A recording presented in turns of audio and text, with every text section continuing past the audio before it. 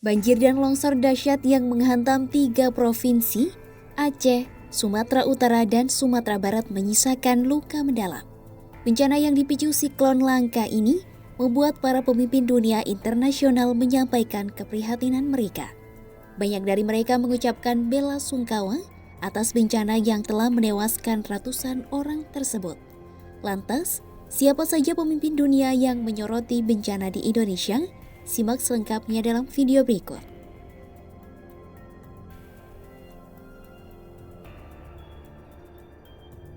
Duka cita mendalam ramai-ramai disampaikan sejumlah pemimpin dunia atas bencana banjir dan longsor Sumatera.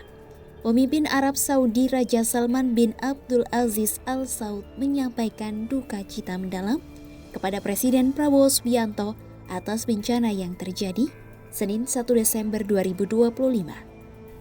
Dalam pesannya, Raja Salman menyampaikan doa agar Allah Subhanahu wa Ta'ala memberikan keluarga korban bencana kesabaran dan ketabahan, memberikan kesembuhan bagi yang luka, dan mengembalikan mereka yang hilang pada keluarganya yang selamat.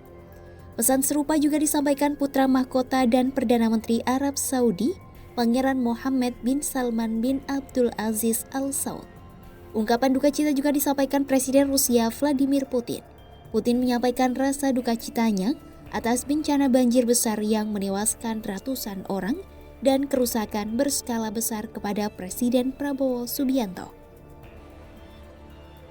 Dalam keterangan tertulis, kantor kepresidenan Rusia via Kedutaan Besar Rusia di Jakarta mengatakan, pemerintah dan rakyat Rusia berharap agar daerah-daerah yang terdampak bencana segera pulih dan masyarakat bisa kembali menjalani hidup dengan normal, aman, dan sejahtera.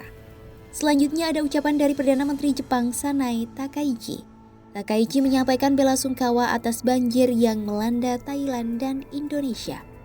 Pernyataan itu disampaikan Takaichi melalui media sosial X yang dibagikan laman resmi Kedutaan Besar Jepang di Thailand, Minggu 30 November 2025. Ia menegaskan komitmen negeri Sakura untuk mengirim bantuan kemanusiaan sebagai wujud persahabatan yang terjalin lama dengan kedua negara. Takaichi berharap agar para korban luka segera pulih dan wilayah yang terdampak bencana bisa kembali normal. Bela sungkawa mendalam juga disampaikan Raja Charles III dan Ratu Camilla dari Kerajaan Inggris.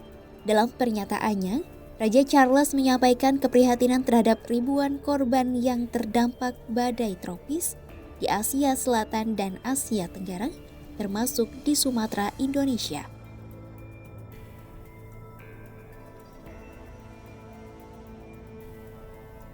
Badan Nasional Penanggulangan Bencana atau BNPB menyampaikan jumlah korban meninggal akibat bencana dan tanah longsor di Sumatera dan Aceh terus bertambah.